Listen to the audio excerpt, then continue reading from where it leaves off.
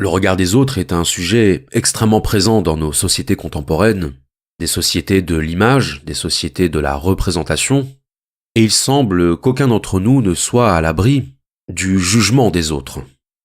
Or, la philosophie de Jean-Paul Sartre accorde une place très importante au regard d'autrui, et d'ailleurs cette question se résume dans l'une des citations les plus célèbres de Jean-Paul Sartre, « L'enfer, c'est les autres ». Cette citation provient de la pièce de théâtre Huis clos, et cette phrase a été soumise à de très nombreuses interprétations. L'interprétation la plus commune étant de dire que ce sont les autres qui sont la cause de notre souffrance. Une autre manière de dire que les gens sont méchants, et que le mal règne dans le monde. Alors est-ce que c'est ça qu'a voulu dire Jean-Paul Sartre à travers cette phrase ? Eh bien non, pas du tout. J'ai voulu dire, l'enfer c'est les autres. Mais l'enfer c'est les autres a été toujours mal compris. On a cru que je voulais dire par là que nos rapports avec les autres étaient toujours empoisonnés, que c'était toujours des rapports infernaux. Or, c'est tout autre chose que je veux dire. Je veux dire que si les rapports avec autrui sont tordus, viciés, alors l'autre ne peut être que l'enfer. Pourquoi ? Parce que les autres sont au fond ce qui est de plus important en nous-mêmes pour notre propre connaissance de nous-mêmes. Ce qui veut dire que si mes rapports sont mauvais, je me mets dans la totale dépendance d'autrui, et alors, en effet, je suis en enfer. Et il existe une quantité de gens dans le monde qui sont en enfer parce qu'ils dépendent trop du jugement d'autrui. Alors, pour tenter d'expliciter cette phrase, on va explorer ensemble la question du regard des autres, la question du jugement d'autrui, dans la philosophie de Jean-Paul Sartre. Que se passe-t-il lorsque j'entre en interaction avec autrui ? Lorsque j'interagis avec autrui, il se produit un phénomène très particulier, qui est que je ne suis plus seulement une conscience qui perçoit le monde. Je deviens l'objet d'une conscience autre que la mienne. Je deviens l'objet d'une conscience extérieure. Alors on va essayer d'expliquer ça de la manière la plus simple qui soit. Imaginons que vous vous baladez dans un parc, et à un moment donné, au loin, vous apercevez quelqu'un. Quelqu'un qui marche dans votre direction. À ce moment-là, qu'est-ce qui va se passer ? Bien, il va se passer que vous allez prendre conscience que vous n'êtes plus seul. Parce que dans votre monde surgit un nouvel élément, et cet élément n'est pas n'importe lequel, puisqu'il s'agit d'une autre conscience. Et maintenant, imaginons que vous vous rapprochez de cette personne, en même temps qu'elle se rapproche de vous, et que vos regards se croisent. Eh bien, au moment où vos regards se croisent, vous savez que vous êtes l'un pour l'autre un élément de vos mondes respectifs. Ce qui veut dire qu'en même temps que vous voyez l'autre, vous prenez conscience que vous êtes en même temps vu par l'autre. Et être vu par l'autre, ça veut dire que ce n'est plus votre conscience qui règne. Lorsque l'autre surgit devant moi, je fais l'expérience du décentrage de mon monde. Je ne suis plus le centre du monde, je deviens un élément du monde dont la conscience de l'autre est le centre. Et à partir du moment où vous apparaissez comme un objet pour une autre conscience, vous cessez d'exister comme subjectivité. Vous cessez d'exister comme conscience souveraine. À partir du moment où vous vous retrouvez dans le champ de perception d'autrui, vous n'êtes plus une conscience. Vous êtes l'objet d'une conscience. Vous devenez une conscience asservie à la conscience d'autrui. Dans le regard de l'autre, je ne suis plus une conscience. Je suis un élément de son décor. Je suis un élément de sa conscience. Ainsi, le regard de l'autre est comme un enlèvement. Le regard de l'autre, c'est un kidnapping. Par le simple fait qu'il me regarde, l'autre m'extrade de mon monde pour me placer dans son monde. Pour faire de moi un élément de sa subjectivité. En ce sens, tout regard fait de moi une chose.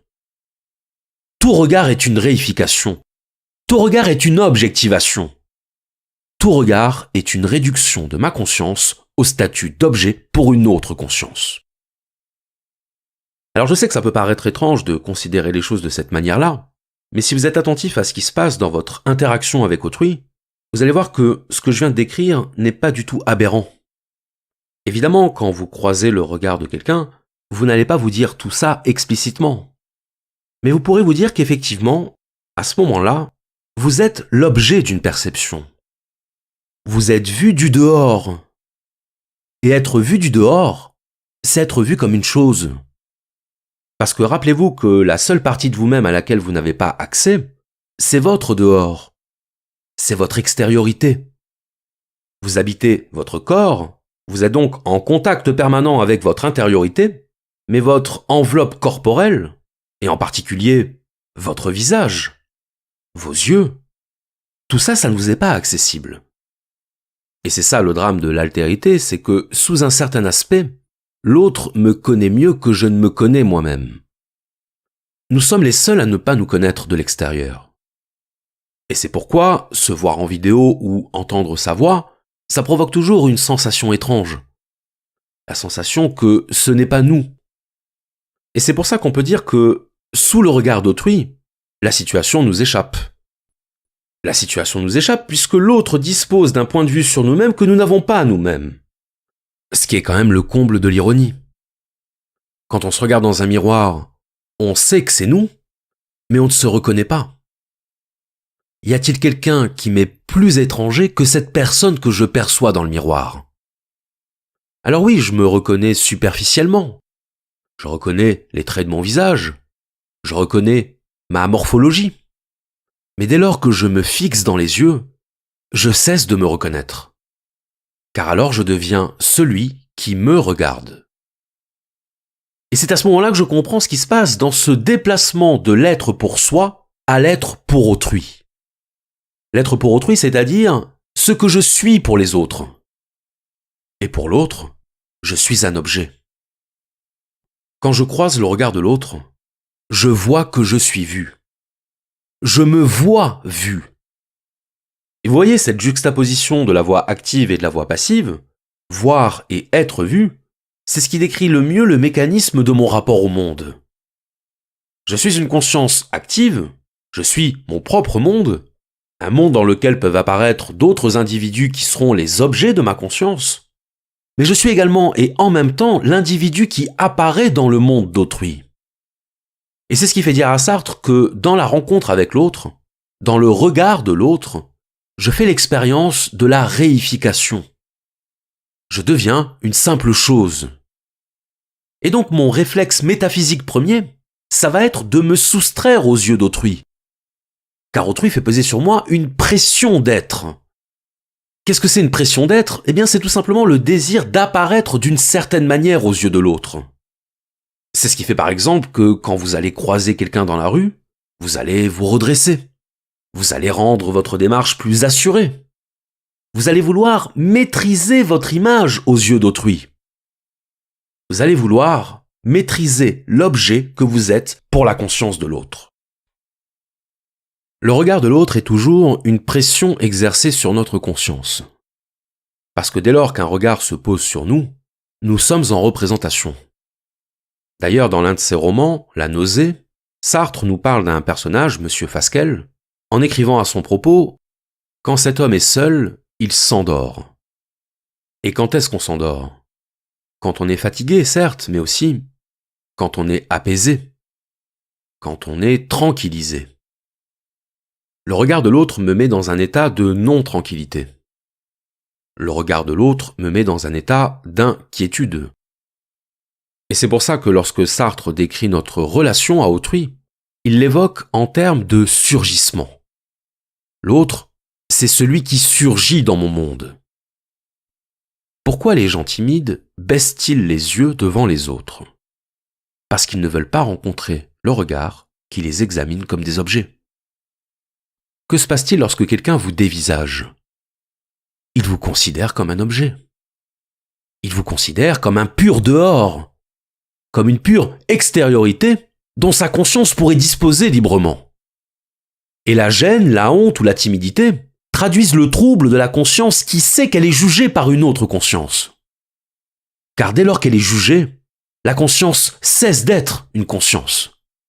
Elle n'est plus considérée comme une conscience. Elle est considérée comme un simple objet. L'objet de quoi? L'objet du jugement.